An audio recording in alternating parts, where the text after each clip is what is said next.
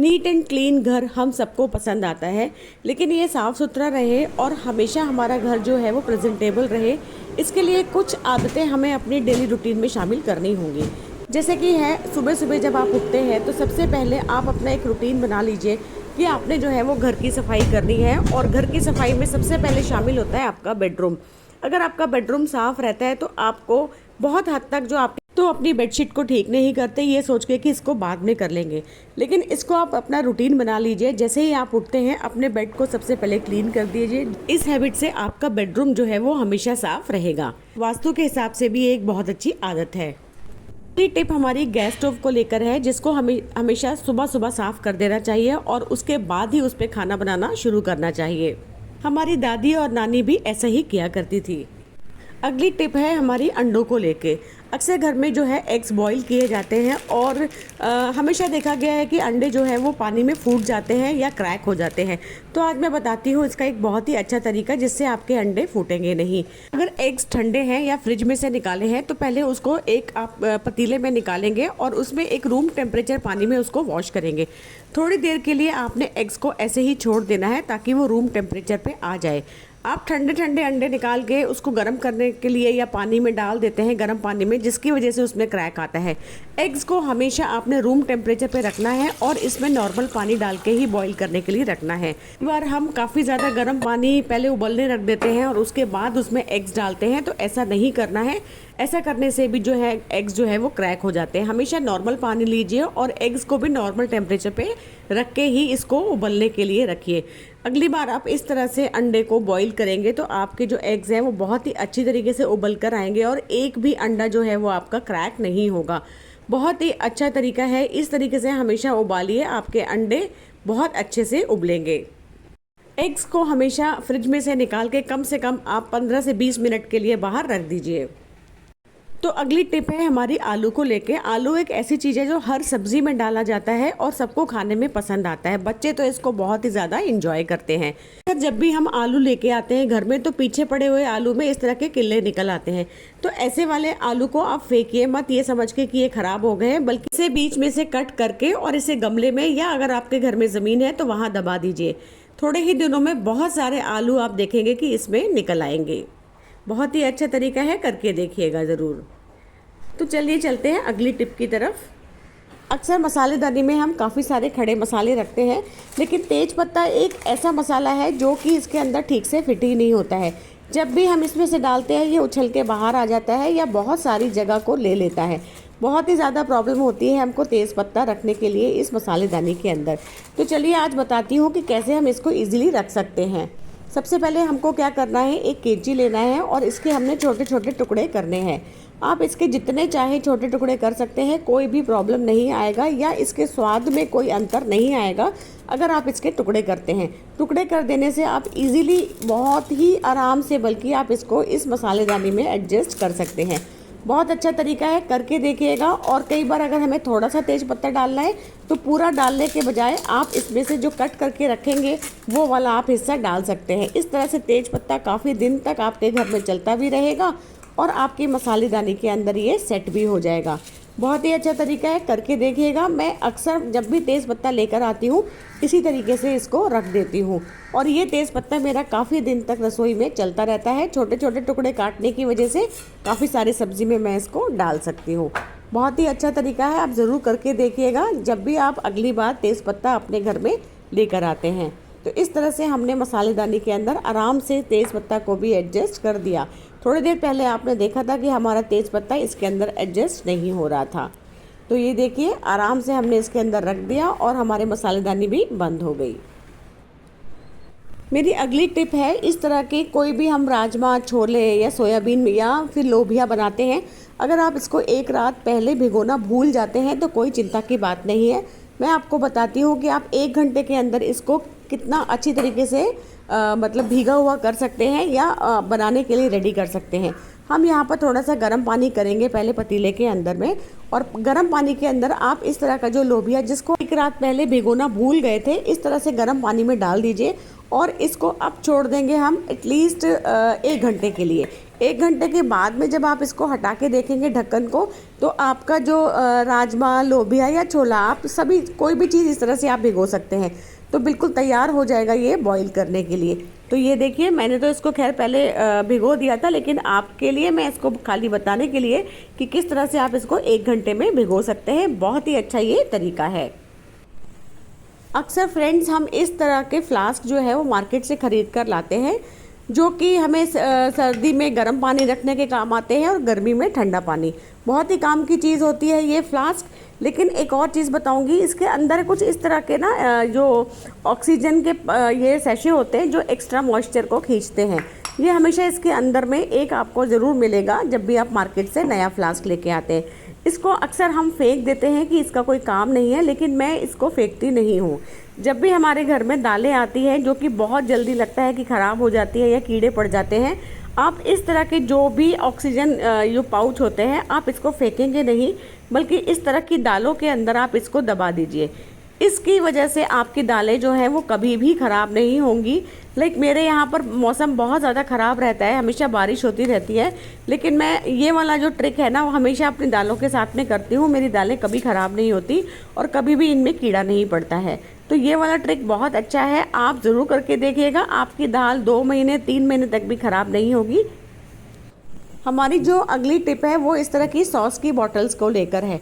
अक्सर हमारे घर में सॉस की बॉटल्स आती रहती है और हम इसको यूज़ करने के बाद में कूड़े में फेंकते रहते हैं। लेकिन मैं आपको बताऊंगी कि अगर इस तरह की बॉटल्स आपके घर में है, या रूह अफ़ज़ा की बॉटल है या स्कॉच की बॉटल है, उसको आप बिल्कुल भी मत फेंकिए, बल्कि इसका बहुत अच्छा एक यूज़ हम अपने घर में कर सकते हैं, जो मैं अक्सर अपने घर में करती हूँ। मैं इस तरह की बॉटल्स को क्लीन करके धो के अच्छी तरीके से और इसके ऊपर मैं पेंट कर देती हूँ।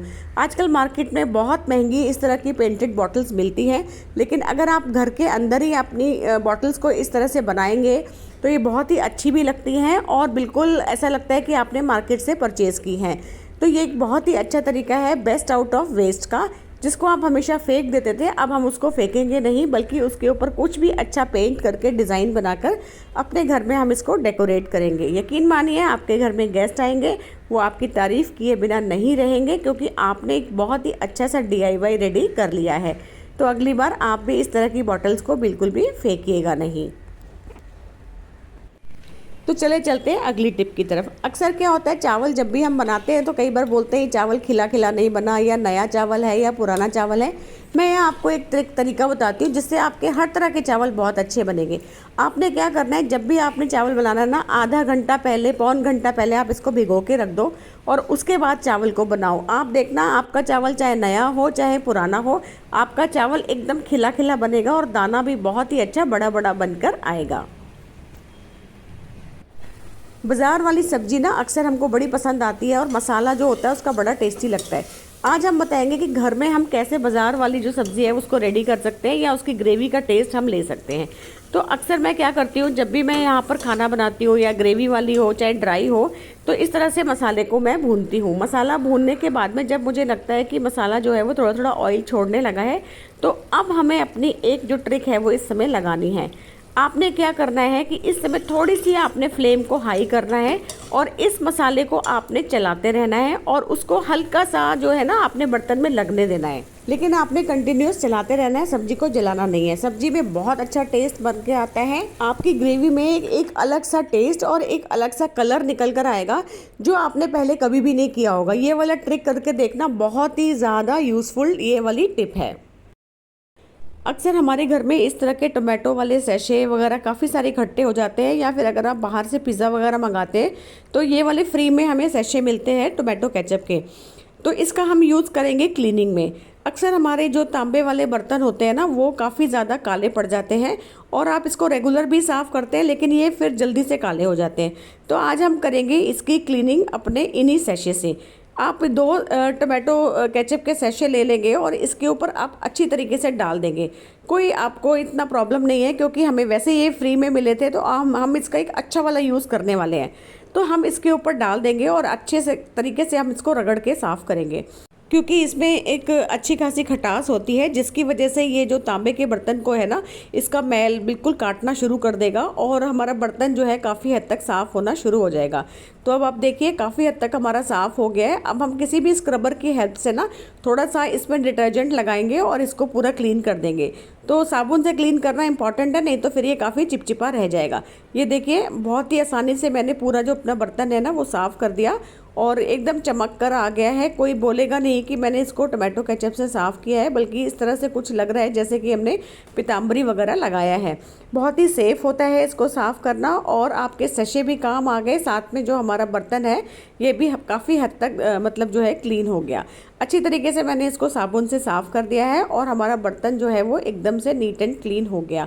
तो आपके सैशे जो काफ़ी हद तक मतलब कई बार पड़े ही रह जाते हैं या फेंकने पड़ते हैं, हमको इनकी डेट निकल जाती है, तो यहाँ पर हमने काफ़ी अच्छा यूज़ जो है वो इन सैशे का कर लिया है।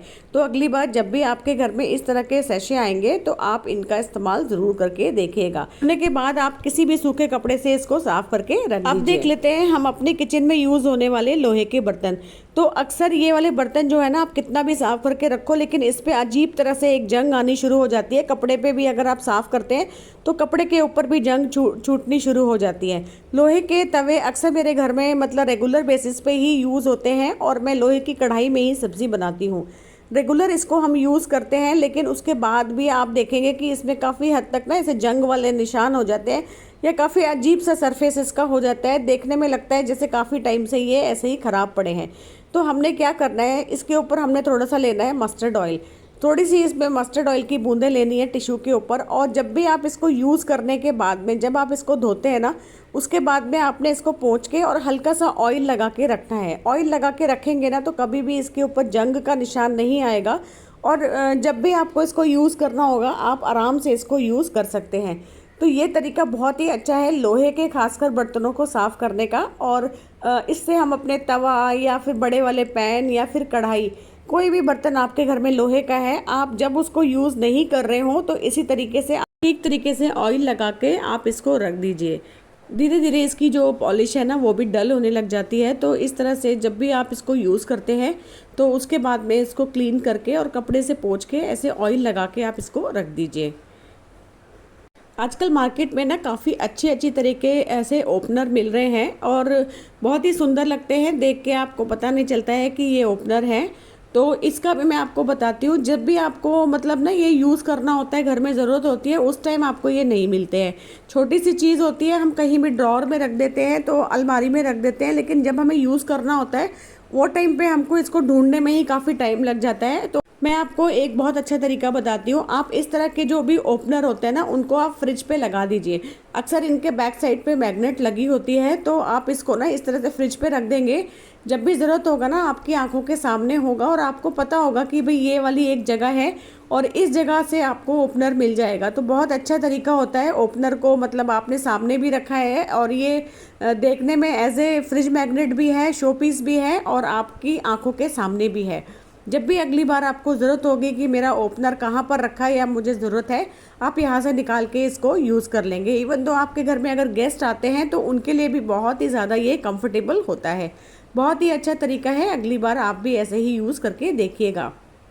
चलिए आप चलते हैं अपनी अगली टिप की तरफ। ये है हमारा जी, जो हम चावल बॉईल करते हैं ना तो उसके बाद में जो मांड होता है यानी कि चावल का पानी होता है उसको लेकर है। तो अक्सर हम ये वाला पानी जो है वो फेंक देते हैं। चावल जो है वो हमारे घर में ऑलमोस्ट डेली ही बनता है और इस तरह से अगर आप खोलकर चावल बनाते हैं तो इसका मांड का पानी निकलता है। इस मांड के पानी को आप बिल्कुल फेंकिए नहीं, ये बहुत ही काम का होता है। अगर आपके घर में छोटे बच्चे हैं तो आप इस पानी का यूज़ उनको पिलाने में कर सकते हैं। मांड का पानी बहुत ज़्यादा बच्चों के लिए यूज़फुल होता है। इसमें थोड़ा सा नमक या फिर शुगर, कोई भी चीज़ आप इसके अंदर ऐड करके बच्चों को थोड़ा ठंडा करके इसको आप पिलाइए। बच्चों की सेहत में बहुत ही चमत्कारी सा असर होता है, बच्चों की हेल्थ बहुत अच्छी हो जाती है। तो ये मांड का पानी जो होता है बच्चों के लिए एक तरह से अमृत होता है। अगर बच्चों को डिहाइड्रेशन वगैरह का भी प्रॉब्लम है तो इससे वो दूर हो जाती है। तो चावल और उसका पानी भी हम अच्छी तरीके से यूज़ कर सकते हैं। तो ये है एक तरीका, और इसका पानी हम और भी एक और तरीके के लिए यूज़ कर सकते हैं। अगर आपने दुपट्टे या साड़ी में भी ना स्टार्च लगाना है तो इस पानी को आप बहुत अच्छी तरीके से यूज़ कर सकते हैं। बहुत अच्छे से कलफ लगता है कपड़ों के अंदर। तो अगली बार से चावल का पानी फेंकने के बजाय हम इसको ठीक से ढक के रख देंगे, क्योंकि ये बहुत ही काम की चीज़ है। बस आज के लिए ही इतना ही। आई होप आपको मेरा आज का वीडियो पसंद आया होगा, और जो भी मैंने आपको टिप्स बताए हैं इनमें से अगर कोई भी टिप आपको पसंद आया हो या यूज़फुल लगा हो तो एक लाइक तो ज़रूर बनता है। और अगर आपने मेरा चैनल अभी तक सब्सक्राइब नहीं किया है तो प्लीज़ सब्सक्राइब कर लीजिए, क्योंकि इसी तरह से मैं आपको नए नए टिप्स एंड ट्रिक्स हमेशा बताती रहूँगी। Thank you so much.